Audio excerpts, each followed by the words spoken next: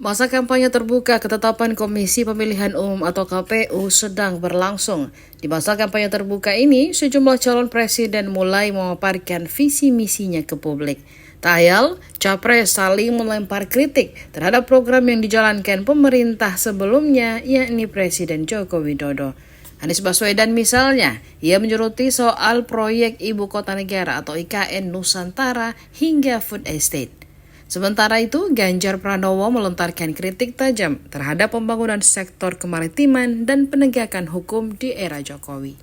Dari ketiga pasangan capres-cawapres yakni Caimin Anies, Prabowo Gibran, dan Ganjar Mahfud, hanya kubu Anies dan Ganjar yang mengkritisi Presiden Jokowi. Berikut sejumlah pernyataan Anies Baswedan dan Ganjar Pranowo yang terang-terangan mengkritik kebijakan pemerintahan Jokowi. Yang pertama datang dari Anies Baswedan yang mengkritik pembangunan IKN. Calon Presiden nomor urut 1 Anies Baswedan menyoroti kebijakan pemerintah Jokowi, diantaranya pembangunan Ibu Kota Negara atau IKN Nusantara dan program food estate. Terkait pembangunan IKN, Anies Baswedan mengatakan proyek tersebut menimbulkan ketimpangan baru. Hal itu disampaikan dalam acara dialog terbuka Muhammadiyah di Universitas Muhammadiyah Surakarta, Jawa Tengah pada Rabu 22 November 2023 dilansir dari Kompas. Anies mengatakan alasan pemerintah saat ini membangun IKN sebagai upaya untuk pemerataan dinilai tidak tepat.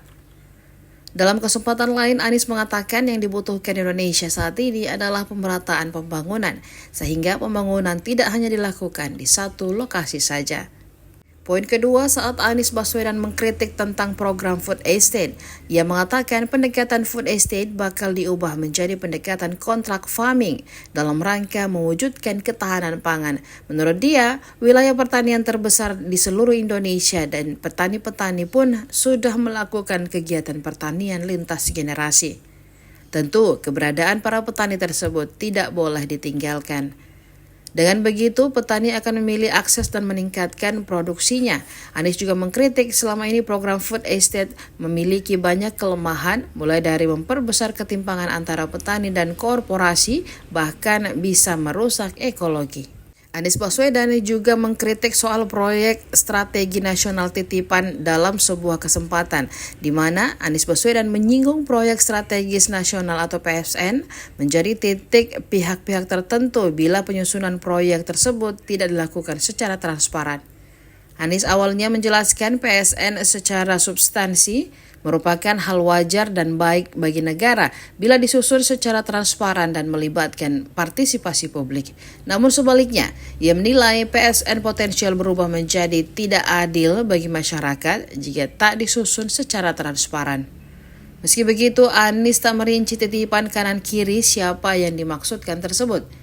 Anies mengatakan bila ada titipan dalam proyek ini justru yang dirugikan adalah masyarakat. Karena itu, ia memandang program ini perlu diluruskan supaya sesuai dengan arah konstitusi Indonesia. Poin keempat di mana Ganjar mengkritik pembangunan sektor ekonomi maritim. Dalam sebuah acara dengan 100 ekonom belum lama ini, Ganjar Pranowo mengemukakan bahwa tidak ada perubahan signifikan dalam sektor ekonomi maritim selama 10 tahun terakhir.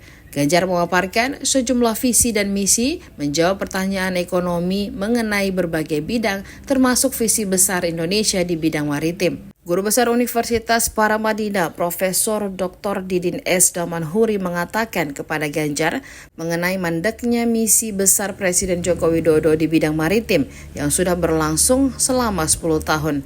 Menanggapi pernyataan tersebut, Ganjar mengatakan mandeknya misi besar di bidang maritim karena pemerintah tidak sepenuhnya berniat membangun maritim. Menurutnya, kebijakan pembangunan Indonesia masih berada di land-based. Poin ketiga, saat Ganjar beri rapor merah soal penegakan hukum. Sebelumnya rapor merah diberikan Ganjar terhadap penegakan hukum di era pemerintahan Jokowi.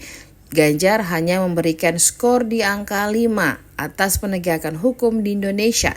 Hal itu disampaikan Ganjar saat pemaparan gagasannya di acara Ikatan Alumni atau IKA Universitas Negeri Makassar atau UNM yang digelar di Four Points Hotel by Sheraton Makassar, Kota Makassar, Sulawesi Selatan pada Sabtu 18 November 2023 lalu.